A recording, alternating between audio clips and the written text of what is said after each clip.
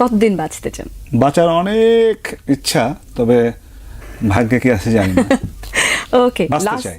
আমরা জানবো কোন নায়ক নায়িকা কিভাবে মারা গেছে, যারা টপের মধ্যে নায়ক নায়িকা ছিল তারারে কিভাবে দুনিয়া থেকে বিদায় করছে।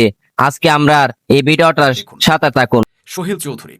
বাংলাদেশের জনপ্রিয় চিত্রনায়ক সোহেল চৌধুরী ছিলেন 90-এর দশকের বাংলা চলচ্চিত্রের এক উজ্জ্বল নক্ষত্র। তবে মাত্র 35 বছর বয়সে 1998 সালের 17 ডিসেম্বর রাত আনুমানিক 2টার দিকে ঢাকার গুলশানের ট্রাম্পস ক্লাবের সামনে তিনি নির্মমভাবে হত্যাকাণ্ডের শিকার হন। সেদিন কয়েকজন বন্ধুর সঙ্গে হেঁটে ট্রাম্পস ক্লাবের নায়ক সোহেল চৌধুরীর সঙ্গে যেটা হয়েছে এটা খুব খারাপ হয়েছে। আর নাইলে রাত্রে শুটিং শেষ করে যখন আসতেছে বাসায়, এই সময় তাকে নির্মম ভাবে দুনিয়া থেকে বিদায় করছে দুর্বৃত্তরা। 2 নম্বরে কোন নায়কটা আছে আসুন দেখে আসে একবার। শান্ত খান। নায়ক শান্তকে আপনারা তেমন ভালোভাবে না চিনলেও তিনিও কয়েকটি সিনেমায় নায়কের অভিনয় করেছেন, তবে কোনো সিনেমা হিট করাতে পারেননি।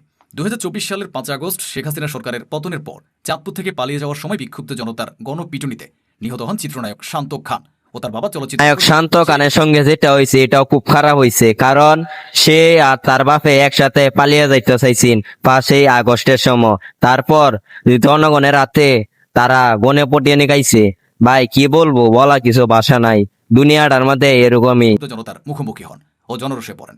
পরিস্থিতি বেগতিক দেখে আত্মরক্ষার্থে সেলিম খান নিজের সাথে থাকা ব্যক্তিগত সৈয়দা তানিয়া মাহবুব তিন্নি, বাংলাদেশের অন্যতম জনপ্রিয় অভিনেত্রী ও মডেল তানিয়া মাহবুব তিন্নিও খান। 1999 সালে তিনি র্যাম্প মডেলিং দিয়ে তার যাত্রা শুরু করেন। তার প্রথম টিভি বিজ্ঞাপন হ্যানোলাক্স ক্রিম দিয়ে তিনি পরিচিতি পান। তাছাড়া তিনি কয়েকটি টিভি নাটক ও সিনেমাতেও অভিনয় করেছেন। 2002 সালের 10 নভেম্বর মধ্যরাতে ঢাকার পোস্তগোলার বাংলাদেশ চীন মৈত্রী সেতুর নিচে 11 নম্বর পিলারের ফাউন্ডেশনের উপর তিনদের মৃতদেহ পাওয়া যায়। ওই রাতেই কেরানীগঞ্জ থানা পুলিশ মৃতদেহটি স্যার সলিমুল্লাহ মেডিকেল কলেজ হাসপাতালে নিয়ে যায়।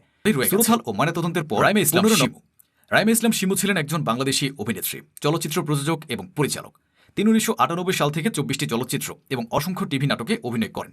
তিনি 2022 সালের 16 জানুয়ারি নিখোঁজ হন এবং পরবর্তীতে তাকে জানা যায় তার স্বামীর হাতেই তিনি খুনের শিকার। স্বামী সাখাওয়াত আলী নোবেল ব্যবসা বন্ধ সহ নানা কারণে হতাশায় ভুগছিলেন। ধীরে ধীরে তার স্ত্রীর কাছে অবিশ্বস্ত সন্দেহ হতে থাকেন। এটি তাদের দাম্পত্য কলহের দিকে পরিচালিত করে। ফলে শেষ পর্যন্ত তার স্বামীর চিত্রনায়ক মান্নার মৃত্যু নিয়ে জনমনে এখনও নানা বিভ্রান্তি রয়েছে।